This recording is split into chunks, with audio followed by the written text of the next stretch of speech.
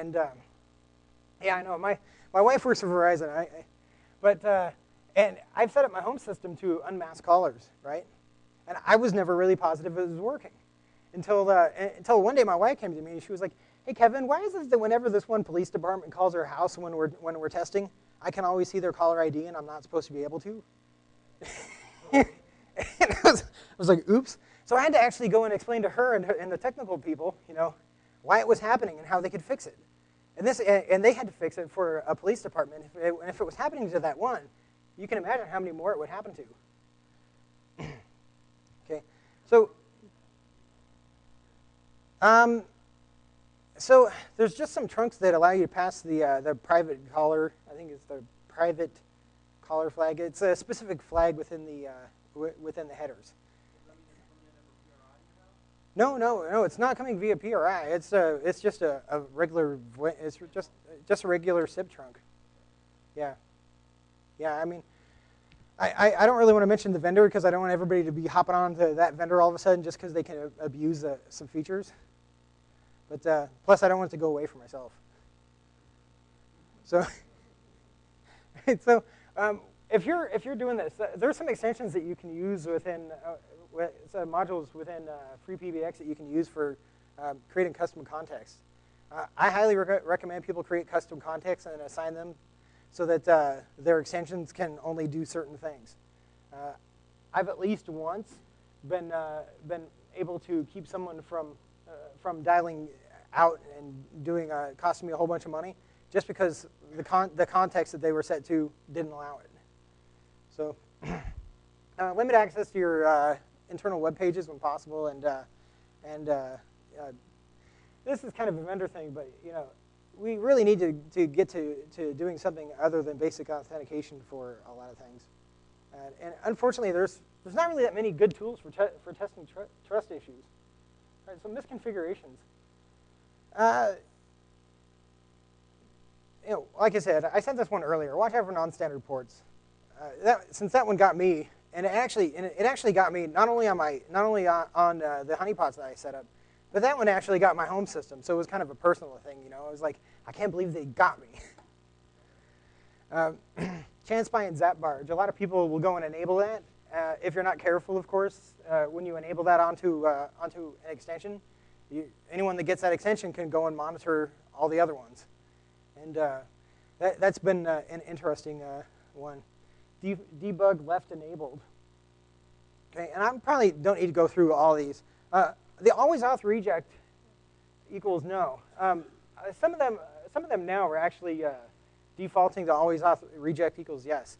And what's interesting is that always auth reject, if you enable it so it's yes. Some tools like SIPVicious will initially not work unless a person is smart enough to know that they really need to change things.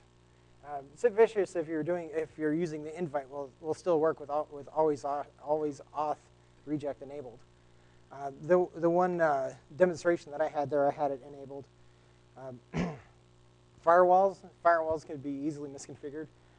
I've actually found misconfiguration within some really big firewall vendors, 2 of them in fact, that can be exploited to gain access to people's networks. And at least one of those is still that's the way it ships, and it still is out there. It hasn't been patched yet. Hopefully, it will soon. And one of the things that a lot of people don't do is they don't limit the speed of any traffic. You'd think that this being SIP and that you'd always want to you wouldn't want to limit the speed of traffic, but amazingly, if you manage to limit some traffic, like especially bursts of traffic, you can do away with some of the problems. Okay, so I just got a note that I kind of run short on time. So I think they're going to be distributing these slides, and so that people can use these for understanding how to fix these things. So we probably don't need to go through all that. Inattention and negligence. This is one that I'm unfortunately guilty of sometimes also. I get busy, may not necessarily go and watch things every day. A lot of people, if they see something on their system that's kind of amiss, like a service crashing, they may not go about fixing that, right? So a service is crashing. Who here understands how big of a problem it is when a service is crashing? I mean, so we have a few people. Now, when a service crashes, a lot of times, the problem is, of course, like denial of service, right? I mean, that's the first thing that comes to mind. But the real issue with a service crashing is what caused it to. Because a service crashing is oftentimes, an indicator of a much bigger problem. For example, a service crashing could be somebody trying to find a buffer overflow on one of your services. And if that's the case, if they know that there's buffer overflow there, or they have it working on another thing, if it's just a different architecture, it's not going to take them long to actually modify that once they figure out exactly what you're running. So as far as the inattention and negligence goes, that's really a people problem. It's not that easy to fix. There's some things that you can do for correlating the log files and for monitoring your system. Some of the distributions out there for Asterisk and Asterisk vendors include some things that will help with this, like OSSec. Now, I mentioned ArcSight only because they're kind of quiet about it, but they have a free copy of their log file of their log file correlation tool, right? And finally, there's poor and no logging. This one happens all the time, right? You install a system, and by default, there's not very much logging on it. And really, I can't stress to people just how much, disk space is cheap. Turn on logging. Get a larger disk space. Make sure that if something happens, you can actually figure out exactly what happened and why it happened. Because oftentimes, I'll get called to help with somebody who didn't have logging enabled. And if they don't have logging enabled or don't have enough logging, it makes it really hard to figure out what they did wrong.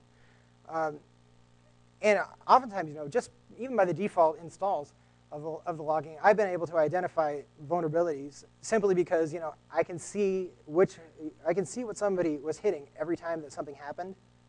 So then that you have a good idea that there's a vulnerability somewhere there, and then it's just a matter of reviewing all the other log files and correlating everything and figuring out what happened.